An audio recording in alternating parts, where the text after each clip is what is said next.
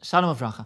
In this week's Parashat Vayeitzei, we find the birth of the Shvatim, Shiftei Ka, the foundation of the Jewish people. And we find, of course, the naming of those tribes, of those Shvatim. And remarkably, when the imahot, when the mothers, when they give the names for their children, they're giving names based on their current circumstances in their relationship with Yaakov Avinu. So, Leah calls her firstborn Reuven, Ki ra'ah Hashem be'ani, because Hashem saw my misery. Hashem saw my impoverishment. And now, Ye'evani ishi, now my husband will love me because I've borne him a son. The second son, Shimon, Ki shama Hashem ki snu'ah anochi. Hashem has heard that I am hated, detested. It's a strong word. But it reflects her relationship currently with Yaakov Avinu. Levi, now Yilaveh ishi, my husband will accompany me because of my third son, and so on. Even when things are not great between the sisters, and it seems that this was often the case, Naphtali is called because of Naftulei Elokim, Niftalti imachoti. I've managed to get my way with my sister. So everything around the current situation, around the home, the household of Yaakov Avinu, and the specific relationship between the mothers and Yaakov. What's going on? Why is this a worthy, even a legitimate way to name our children?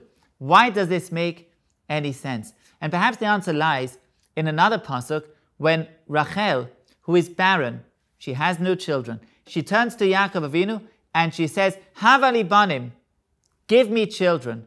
V'im ein, meisa anochi. And if not, I'm going to die. You won't have children.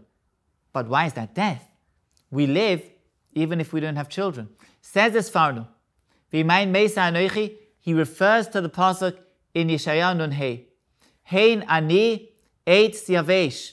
This is talking about the saris, a person who is unable to give birth to children. And the pasuk says that the saris comes to HaKadosh Baruch Hu with a complaint. And he says, Hein ani eitz yavesh. I'm a dry twig, a dry branch. I don't have any continuity. And that lack of continuity, that lack of touching eternity by means of children, that itself is death. The pasuk there in Yeshayahu says Hashem as a response to the Sarisim. La Sarisim asher yishmeru es hafsosai, those who keep Shabbos. Ubacharu b'asher chafatzi, they choose that which I wish. Umachazikim bivrisi, they take hold of my covenant. Then v'nasasi lahem b'veisi v'chomoisai yad v'shem, I'll give them within my house in the Mikdash, v'chomoisai, in the walls of Jerusalem, yad v'shem, a hand and a name, which is eternity. Tov mipanim umipanois. But that is an alternative means of touching eternity. The default, the standard, the way in which we, as human beings, as part of the Jewish people, how do we touch eternity? By means of children. Says Rachel, Imenu, if I don't have children, meisa anochi, then I lose my connection to eternity. And therefore she turns to Yaakov Avinu and she says, give me children. Imayin meisa anochi. But the chiddush of the naming is that the eternity essentially eternalizes. It gives eternity to the current household in which we live. The current household that is the foundation of the Jewish people. The Jewish people come out of Mitzrayim as households. Beis avois, beis. We come out not as a nation united. We come out as families.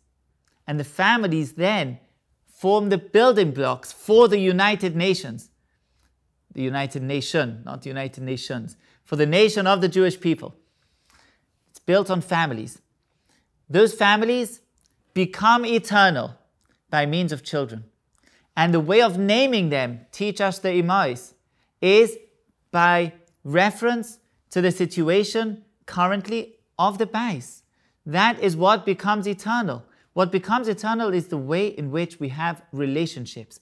Relationships in a household, between spouses. The relationship that harkens back to Gan Eden Mikedem, as we say when we get married. Sameach that we should experience the joy of marriage, of couplehood, like Adam and Chava in Gan Eden. That's the depth, that's the profundity of the household, of the relationship between husband and wife.